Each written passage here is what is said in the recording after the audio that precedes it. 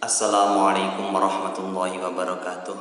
A'udzu billahi minasyaitonir rajim. Bismillahirrahmanirrahim. Alhamdulillahirabbil alamin. Assalatu wassalamu ala asyrofil anbiya'i wal mursalin sayyidina wa maulana Muhammadin wa ala alihi washabbihi ajmain. Rabbi shrah li sadri wa yassir li amri wahlul 'uqdatam min lisani yafqahu qawli. Rabbana la ilma lana illa ma 'allamtana innaka antal alimul hakim. Alayhi wa ba'du.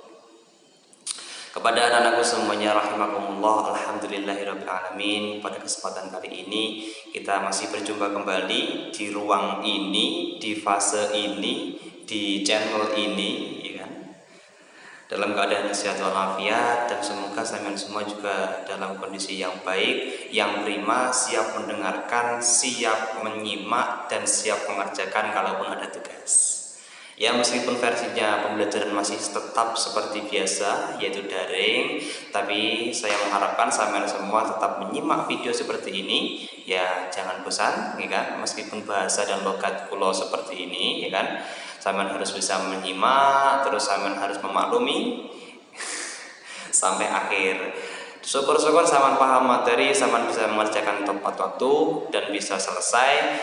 Jadi semuanya nggak ada yang nunggak, gitu. Karena saya juga tahu, kalau tahu sampean itu tugasnya banyak, kan? Pelajarannya juga banyak. Tapi jangan sampai itu membuat sampean semua itu menjadi kendor dalam hal pembelajaran. Kalau tugasnya banyak, ya itu memang tugas sampean.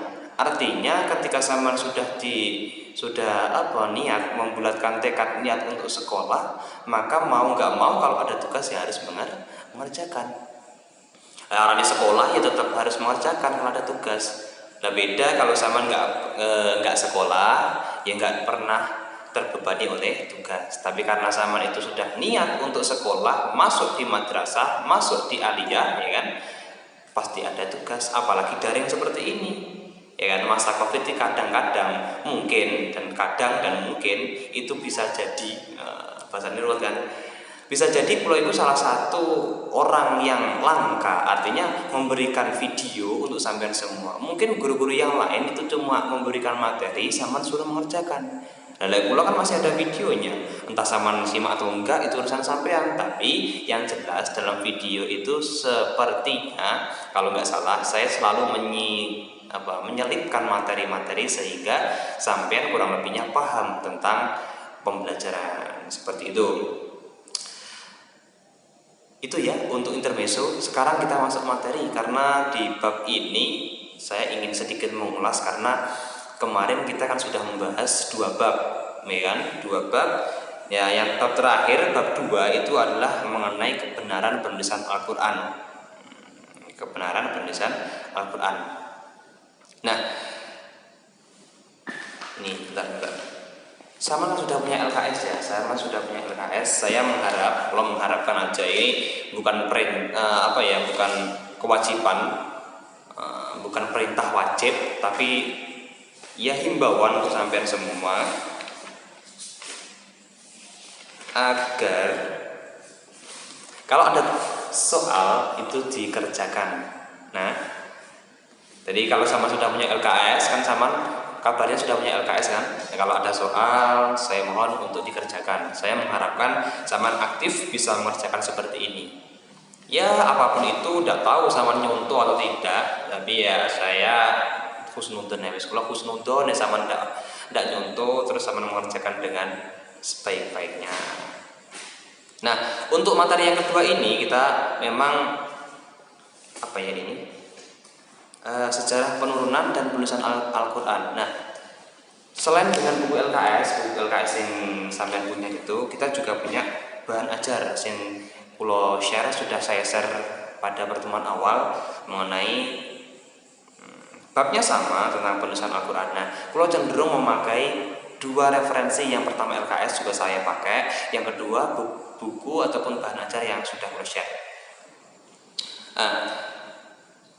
Ini sebentar. Nanti gini ya, like sampean belum punya bahan ajar, minta ke temannya. Nggih, kalau belum punya, ya kalau izin ke temannya, sampean boleh WA nang kula pribadi, sampean japri minta bahan ajarnya gitu. Boleh. Bahan ajar yang mana yuk? Yang sudah saya share kemarin sebelum-sebelumnya itu, sebelum ada LKS. Nah, itu karena kemarin bab 2 itu sudah selesai, artinya sudah saya sampaikan tentang apa itu sejarah penurunan dan penulisan Al-Quran dan juga tugasnya sudah. Nah, saya ingin mereview semuanya bab 2 tentang itu. Jadi kita langsung tugas untuk hari ini, karena kalau kepengen tahu seberapa besar atau seberapa sejauh apa sama itu paham tentang bab 2. Nah, untuk pengerjaan soal hari ini, ya kan, itu tidak ditulis di buku atau di lembaran enggak, tapi sama langsung tulis di kolom komentar. Formatnya yang pertama adalah nomor absen dulu, okay. Terus setelah itu diberi nama lengkap. Nah, setelah nama lengkap disama dengan boleh, di titik 2 boleh, dijawab pertanyaannya. Untuk pertanyaan pertama, ya, pertanyaan pertama. Tak lihat dulu pertanyaan. Nah,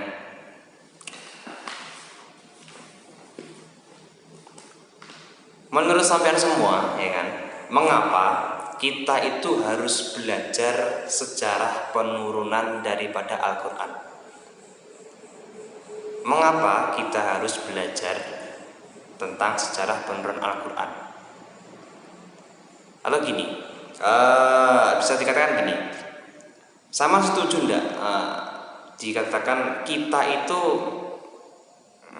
wajib mengetahui sejarah penurunan Al-Quran?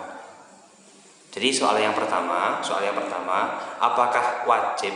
Setuju atau enggak kita wajib belajar mengenai sejarah penurunan Al-Quran? Kalau setuju, ya setuju, alasannya apa? Terus kalau enggak, ya bilang tidak, alasannya apa? Ngoten nggih?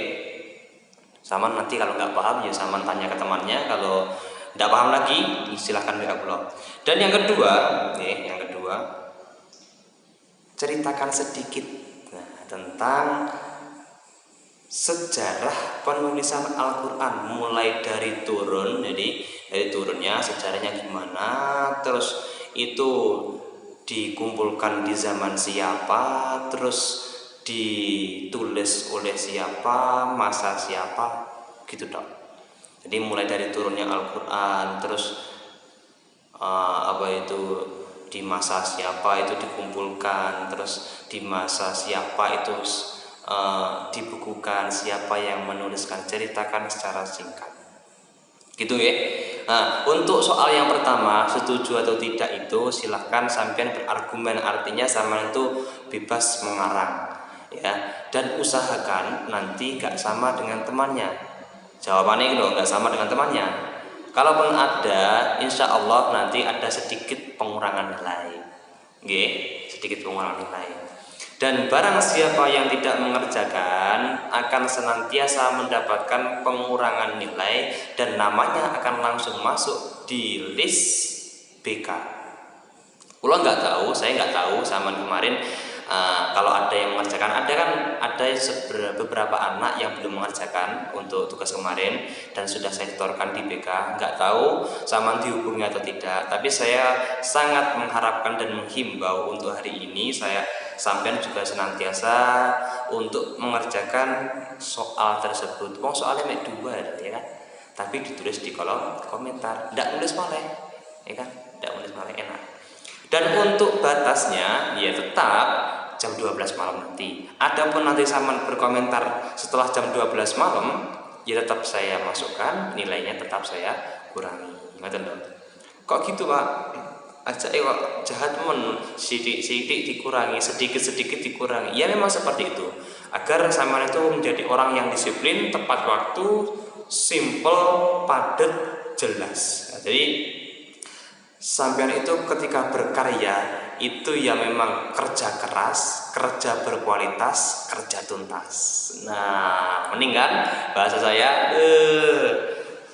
tidak ada di buku itu. Saya menghafalkan itu 1 hari 1 malam gitu ya. Saya kira cukup untuk hari ini. Kesel misalnya saya sudah capek ini ngomong seperti ini. Saya sangat mengharapkan sampean antusias meskipun daring seperti ini.